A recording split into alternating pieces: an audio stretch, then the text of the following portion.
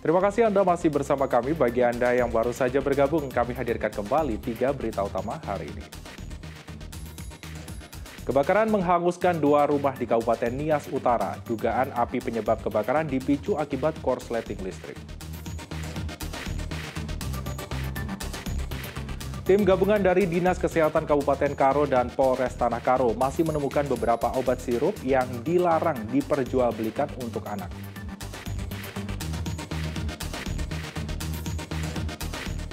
Kementerian Kominfo memastikan siaran televisi analog akan dimatikan serentak di seluruh wilayah Sumatera Utara pada 2 November 2022 mendatang.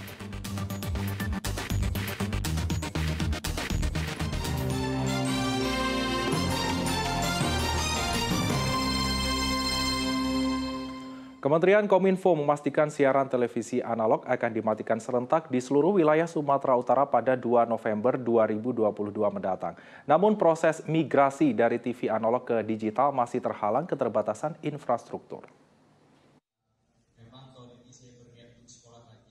Kementerian Komunikasi dan Informatika memastikan siaran televisi analog akan dimatikan serentak di seluruh wilayah Sumatera Utara pada 2 November 2022. Seluruh warga Sumatera Utara diminta untuk segera migrasi dari TV analog ke TV digital atau analog switch off.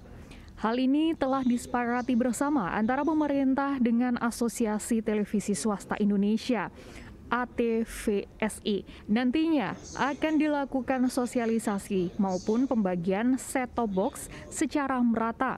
Menjelang dilakukannya migrasi siaran TV di Sumatera Utara, Komisi Penyiaran Daerah Sumatera Utara, Dinas Kominfo menggelar sosialisasi dengan peserta kalangan pekerja TV dan transmisi TV di Sumatera Utara. Dalam sosialisasi dibahas permasalahan keterbatasan infrastruktur yang merupakan salah satu faktor penghalang proses migrasi. Kendala ini mempengaruhi terjangkaunya siaran digital di wilayah tahap 1 dan tahap 2. Peralihan televisi analog ke televisi digital ini bukanlah sebuah ikut-ikutan kemajuan teknologi. Bukan hanya itu, tetapi lebih dari itu adalah di mana pemerintah ingin memberikan kualitas siaran yang baik kepada masyarakat seluruh Indonesia dimanapun itu berada. Itu yang paling. Nah, untuk ada beberapa kabupaten kota kita di Sumatera Utara yang karena suatu hal misalnya keterbatasan infrastruktur sehingga ini tidak terjangkau untuk wilayah tahap 1 maupun tahap 2. Ketua Komisi Penyiaran Indonesia Daerah atau KPID Sumatera Utara mengatakan migrasi ini memperluas diversifikasi konten lokal siaran di daerah, termasuk inovasi program bagi pemuda. TV digital ini, karena kick-off-nya ya, kick-off TV digital.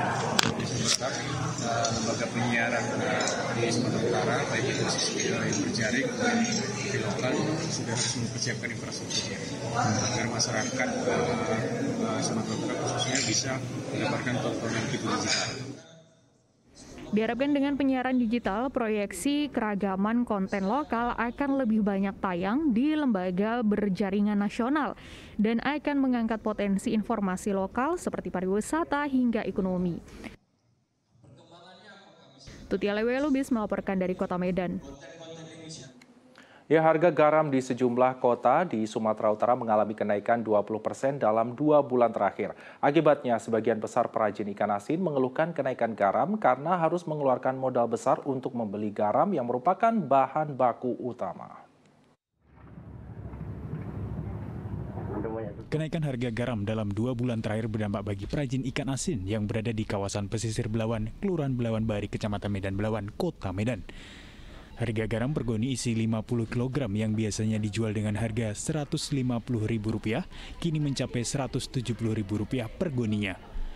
Untuk menyiasati kerugian yang lebih besar, perajin ikan asin terpaksa memproduksi ikan asin dengan menaikkan harga jual menjadi Rp25 hingga Rp30.000 per kilogram, dibanding dengan harga sebelumnya Rp20 hingga Rp23.000 per kilogram. Per goni sekarang kita mengambil udah mencapai Rp170.000, Pak. Rp170.000. Ya. Nah, Kalau sebelumnya? Sebelumnya hanya Rp150.000. Rp150.000. Rp150.000. Itu sejak kapan Pak naik harga garam nih? Udah mencapai 2 bulan nih Pak. 2 bulan yang lalu ya. Kalau masalah ikan asin gimana? Ikan asin pasar lemah Pak, masalah gara-gara masalah ekonomi. Jadi orang tak bisa melaut, tak bisa makan ikan asin. Oh gitu ya. Pendapatan sedikit, harga murah. Jika kenaikan harga garam dan ikan asin terus terjadi akan berdampak terhadap pelaku UMKM khususnya para perajin ikan asin. Usaha mereka terancam gulung tikar akibat kenaikan harga garam. Muhammad Hamdani melaporkan dari Kota Medan. Petugas pemadam kebakaran dan penyelamatan Kota Tebing Tinggi mengevakuasi seekor burung merpati yang tersangkut di antena televisi milik warga. Penyelamatan berlangsung dramatis, pasalnya burung tersangkut di ketinggian sekitar 10 meter. Petugas damkar dan penyelamatan Kota Tebing Tinggi mengevakuasi seekor burung merpati yang tersangkut di antena televisi rumah milik Reza, warga Jalan Abdul Hamid, Kelurahan Bagelen, Kecamatan Padang Hilir, Kota Tebing Tinggi.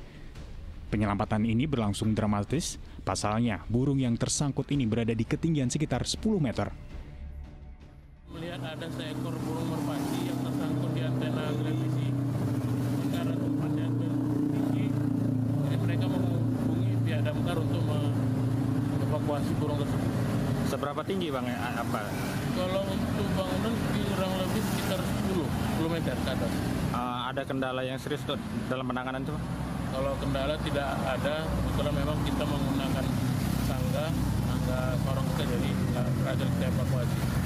Ada luka di kaki karena dia berusaha melepaskannya, jadi setelah kita evakuasi kita kembalikan ke pemilik. Dalam waktu 1 jam, akhirnya petugas berhasil mengevakuasi burung merpati ini dengan kondisi burung mengalami luka di salah satu kakinya. Muhammad Hamdani melaporkan dari Kota Tebing Tinggi.